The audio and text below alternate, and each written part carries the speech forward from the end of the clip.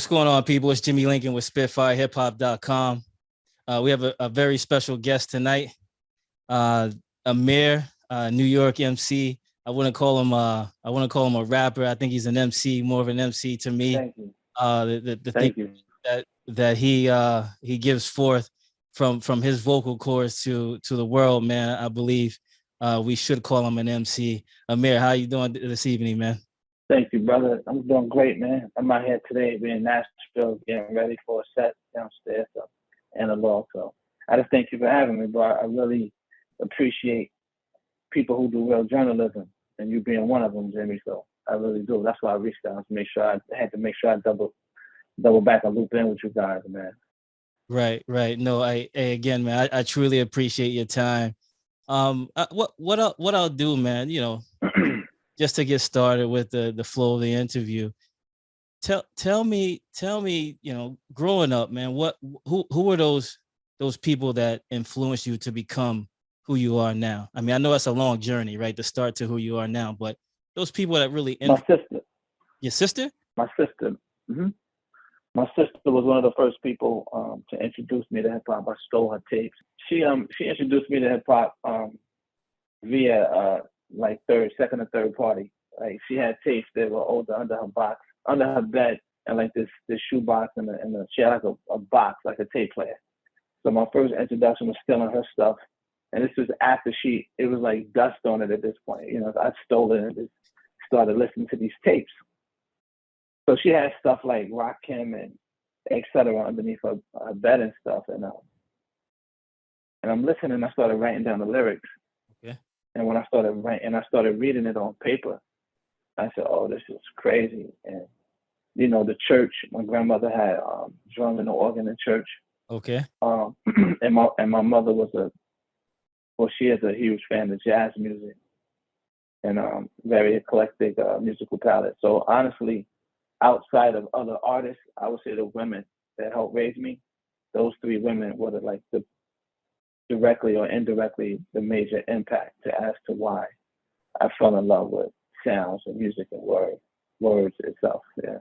Okay. Now, did your sister ever become an artist, or you know? Nah, never. She's just a listener. Okay. She's one of those avid listeners. Like she just listens to stuff and then has a, you know, she's not really super opinionated about it, but she definitely has always been like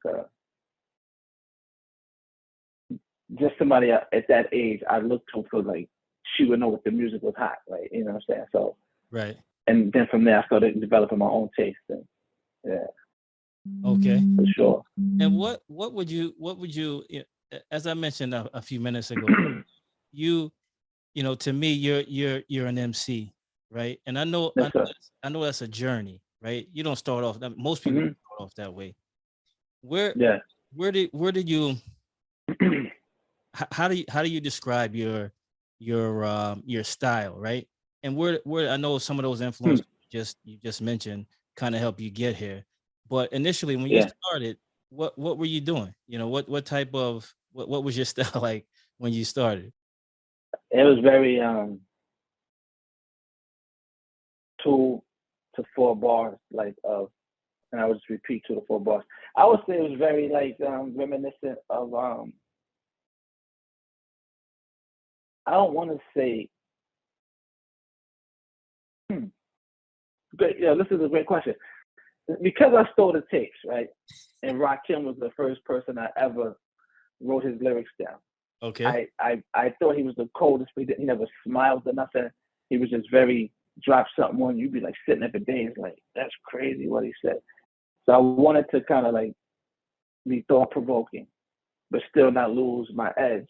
Because even though he was still dropping, he looked like the guy you would see outside that was, you know, hustling, but he just had this higher sense of, and I think those the contrast intrigued me. Right. And so I would say when I took the tapes from him and I started to look this man up, I started to see, I'm like, oh, this is crazy. Like his voice, his presence, and the lyrics. So then fast forward, you know, of course it's going to be the Nas's of the world, like, or the Jay-Z's, or, you know, the Andre 3000s and the believe it or not, I thought that uh, a lot of West Coast artists that I thought was fire. I mean, clearly before my time, but I'm paying homage to hip hop is 50, right? So, Right. And going back to the catalog, because I'm one of those that'll go back and look at stuff. I thought the NWA was very bold, right? Politically charged, but then they would do stuff that was not politically charged, right? It was like, I'm like, okay, cool. So it's pulling from any element that I thought was I thought hieroglyphics was hot when my cousin introduced me to it, right? So over the years, I think I just became this amalgamation of different artists that I thought was, I loved the way they sounded. They didn't sound like me, but I still enjoyed their sound. Right. It was just different. And I was like, oh, so I started to just listen and write people's lyrics down and just study the rhyme sequence. Okay. Yeah. Okay. And I took it from there, yeah. And mentioning, you're mentioning that this is the 50th anniversary of hip hop.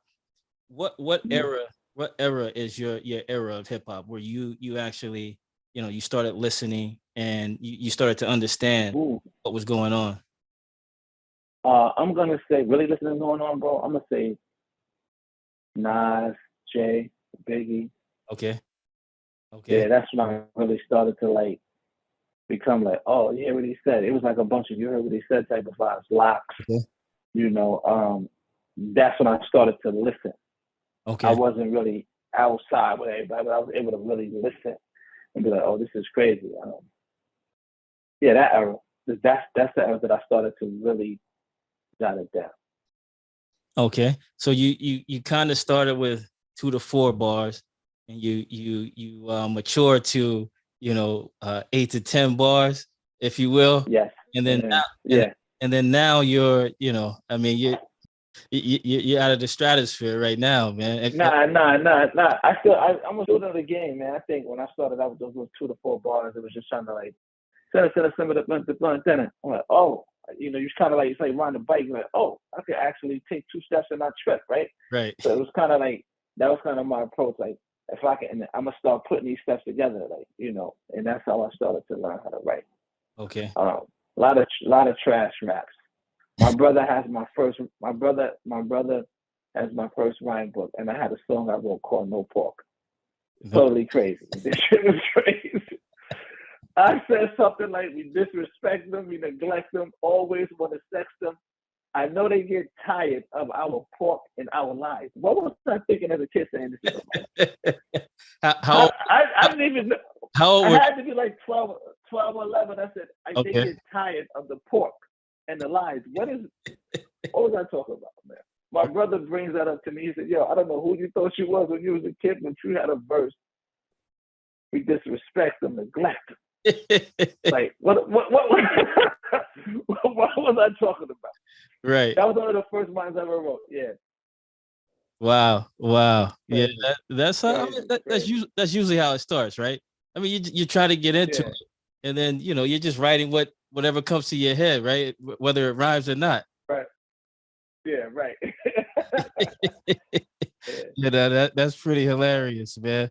Take me through your process, man, because I listen. I know we're going to talk about the 7-Day Beloved theory. I know we're going to get into the EP, but take me through through your process, man. Your creative process. I mean, how do you and if some of you out there, if you haven't heard the project, I believe it's out on all yes, 7-Day Beloved theory. Okay. Yeah. Mm-hmm. If you haven't heard it, please go out there and listen to it, man. It's a really good EP. And I'm asking this question because I listened to it. I listened to it, right? And I hear some of the references, some of the the religious references, the church references, and things like that, and things from around the way, right? So so go through the process with me, if you will. How you put this together, because I know it's not easy, right? This stuff takes time. Yes, sir. And this is gonna sound crazy, but I'm gonna give credit where credit is. I never take credit for ever writing my mom. Okay. I always said it. I said it on the project. I use as a vessel with this mic shit. I never write this. I just recite this. I'm even used as a vessel with this mic. And I really feel like I feel like the more you open yourself to the use, the more things flow through you, ideas. Like creativity, they say, is always around you. And it's get used by the people who are open, the most open to it, and who practice and are actually present when it's in the room, right? So I try to make sure that I'm always present when I create, shut out the world, put the headphones on, close the door. And I like to write alone a lot. Okay. I record alone almost everything, and then I'll bring the vocals to the people, like to other people, like to mix.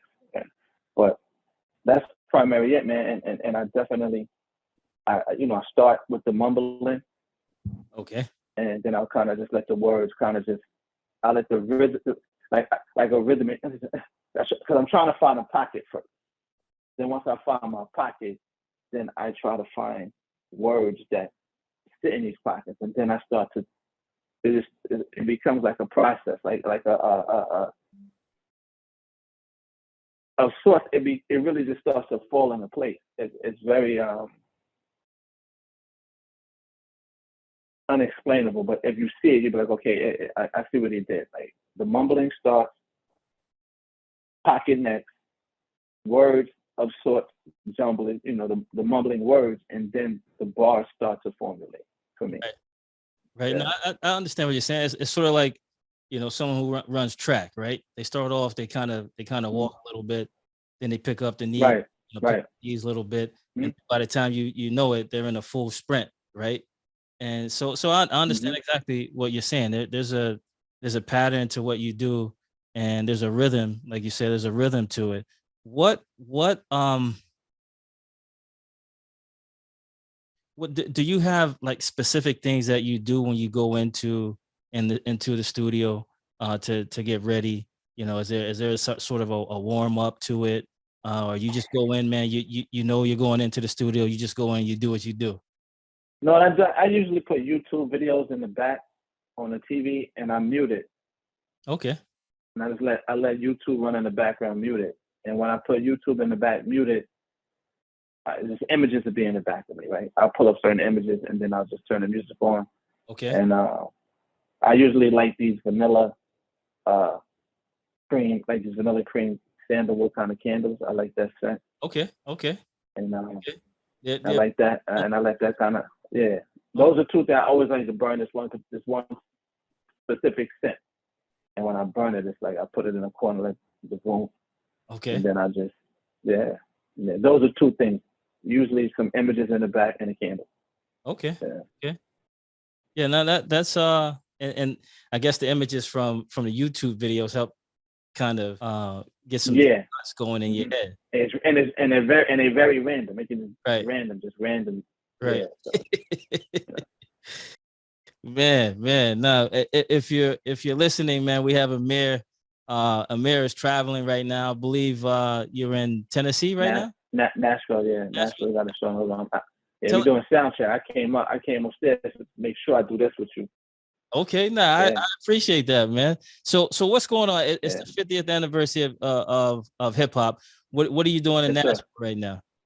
50th anniversary hip hop show with Daru Jones, P Rock, Pharoah Monch, P Rock and the Soul Brothers, Marcus Machado, Jermaine Holmes. We got Chris McBride. We're here to really, at the Analog at the Hutton. And so we're gonna get busy tonight. Should be a great show. They definitely gonna probably start paying them in a minute. Okay. But we have and Daru's birthday and tomorrow, but also the celebration of us. We bring it in with our brother Daru Jones. Okay. And Pete and Farrell and the rest of the guys. Yeah. Oh, that's good. That's good. Well, let's get into it, man, because I know you have to get back to your show. Well, let's get into the 7-day Beloved Theory, man. I believe it's 8 tracks on there. Seven. My bad. 7 tracks on there, and I mean it's a heck of a project, man.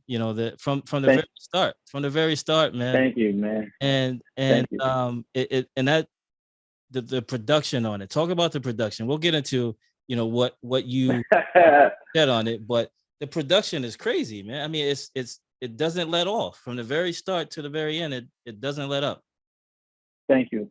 The production, man, it's really just me being around Pete, the arsonist of the world, and these great producers, man, and they just, letting me just, picking up the lesson. And then when I went in with these guys like Tone Beats, he gave me a lot. He's also somebody, Pete introduced me to Tone Beats to work with him, right? And we outside of Pete, I was working with him. I was working with my friend G Weeks, my man Trey. He works out of the engine room in New York City. Young producer that also engineers. He became like one of my like go-to engineers. So we formed a relationship, and the sounds just started to.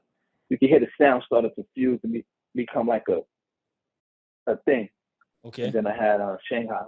Yeah. So I think, and then we ran after I did the records. It was a bundle of records. It was tough to pick these 7 because it was some that I feel like could have made it. But I was just saying, the 7 Day Beloved theory. I wanted to give people 7 as a divine number. So also, and I'm not 5% or nothing of that sort, but I'm just saying I know 7 is divine, 7 days in a week, so I said, know what? I'm gonna give people a song that I think will match for each a move for each day of the week, and that was kind of the attempt at that. And it sounds like I successfully hit the mark because a lot of people like from the beginning to the end of the project. Yeah. Okay. Now the I think I know it's only been out for a week now, right? Or less than that. Well, 5 days or so. Less than a week. It's been a 5 days, yeah. 5 days. And the feedback been crazy for 5 days. I mean, but I'm looking to do but for 5 days the vibe has been nice. Okay. And yeah, the impact, man, when you're making these when you're putting these projects together, are you envisioning the impact that the project will make, or is it something that I put this together, I'm just going to see what people say? I have an intent. My intention is always to like move the soul of someone, right? No matter where they're from, but what side of the planet. My intention is always to touch, like to let the music speak to them. So to give a metaphor, the Bob Marley of hip hop is what I always try to like summon that vibe. Like because he was a very vibey guy. Right. So every time he it was like he with the room, the bass and the grooves, and he just spoke truth to power, but in a way where it didn't sound so forceful, but it was very. He stood in his reasons, and I feel like I that's an artist that I've always respected the core of what they stood for. The money never shook him. Of course, he had mad kids and all that, but not that part. But I'm just saying, like, the other things, because Bob was wild. Yeah. But his artistic integrity was always something that I revered. Yeah. Yeah, he made a quite a impact on people, man. Actually, we're here in Austin, and down near 6th Street, they have a mural of him on the side of the building. Right. In Texas. Right. So think about that. My family is Jamaican too. Okay. So, but so I just the vibe, man. He's probably the most vibiest artist to date. One of the most vibe, like just people were just like he came in the room and was like, oh, like things shifted. Right. In a positive manner, yeah. Right. So back to the 7 Day Beloved theory again. If you haven't heard it, go out there and get it, listen to it, tap in, download it, buy it, all of that, stream it 1,000 times, all of that, man. Absolutely. So what's the favorite track on the project for you? One where you just today and you felt it. Today, my favorite track today is 1 in a Billion. Yeah. 1 in a Billion. But I also think Deacon Jones and Create Life have a Deacon Jones is everybody's favorite. Today, I've been trying to memorize 1 in a Billion, so I've been playing this record over and over. Okay. But any other day, it's been like Deacon Jones or Create Life for me. Yeah, that Deacon Jones. Even that touch, man. That Deacon Jones, man. Everything about that one is right. Brother. Yeah, everything about Thank that you, one is man. right. Yeah. Thank you, brother. So Long Beach went crazy on that. yeah, so today you have one, tomorrow it might be a different one, and Yeah.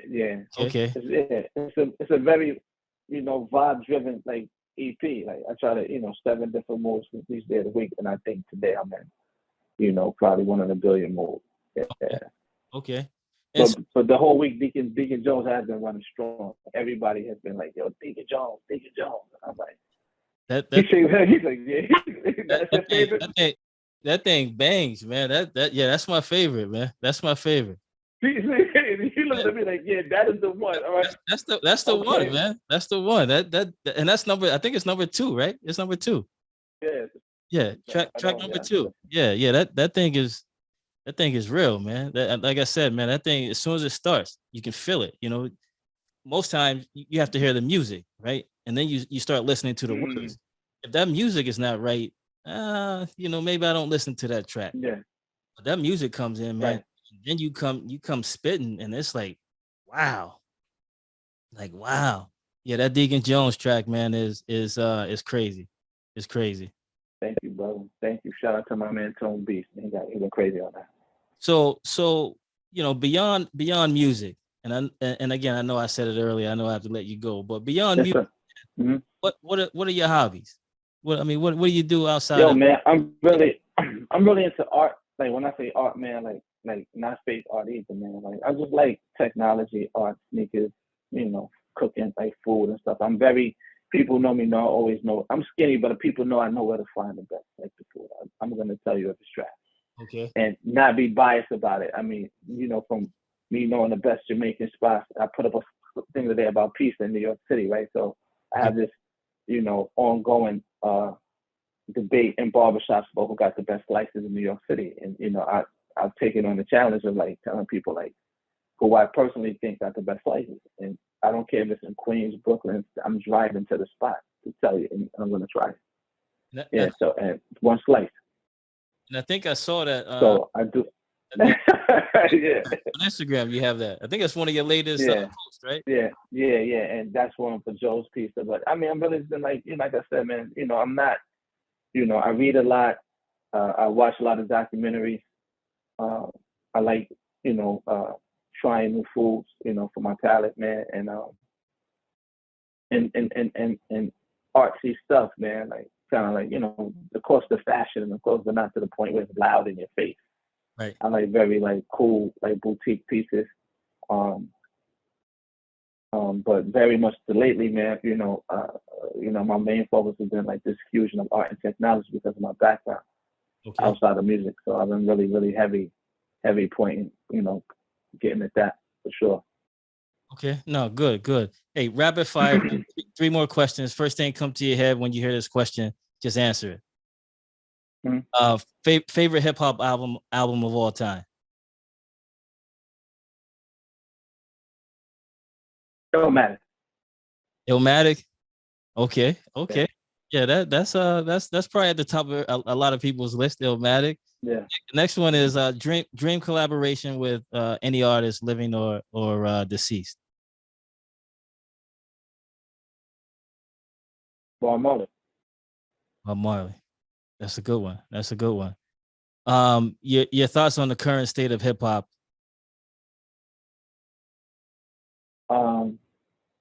Disjointed would be the word for hip hop.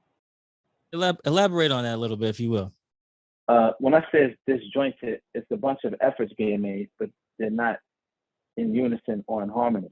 Some people are saying that they want to help. Some people are trying to, I can't say they're destroying it, but they have destructive, covert or openly destructive behaviors. And you have people that want to do the right thing, right? So when I say it's disjointed, it has to have a balance, right? So when something is not balanced, it tips over. So and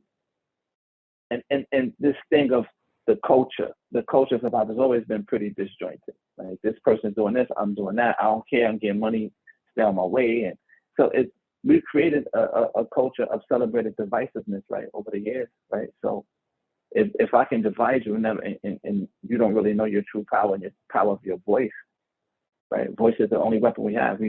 What have you been behind your whole life that you probably never recognize? Your voice. You have never been, no human being has ever been in front of their voice in their life. Right. You've always been behind your voice. Right. So because you're behind your voice, that's the first weapon of choice. That's the first tool that we were given. Right. So I take that serious, and it's not uber spiritual, but it's really just the fact. So I think I can't say we lost our voice, but it's voices that are being amplified that are not really progressive. You know, they're kind of recessive voices, and because when you have recessive voices in front, it makes the whole culture of it look that way, because that's the ones that shine a light on. Meanwhile, news is where the silence is at, not where the noise is being made. Right. So for me, when I say something is disjointed for hip hop and culture, that doesn't mean I love the culture. It's not. It's still joined. It's a community, but it's so many multiple efforts, and it's not like one. It's 50 years of hip hop, but we don't even own 50% of the culture. Right. I'm gonna leave it at that. Right. No, I appreciate that. I appreciate that. Yeah. And that's what you just gave us right now, man, is the reason why people should go out and listen to 7 Day Beloved Theory. It's insightful. You can tell that you think about what you say when you're on the mic, man. And I truly appreciate that. Thank you. And all the best to you. Again, I appreciate you giving us this time. Before we Thank you, man. Before we go, if you want to give out your social media, where can people buy the album, the EP? Absolutely, man. You can find me on Instagram, a.m.x.x.r, AMXXR, and on Twitter, I'm 25th Hour Man, number 2, number 5, PHHOURMAN. Just Google AMXXR and True Soul, Pete Rock. Usually some stuff may pop up. I'm all of the DSPs right now. We have some new visuals coming. Find me there. You're gonna find me on interviews like SpitFireHipHop.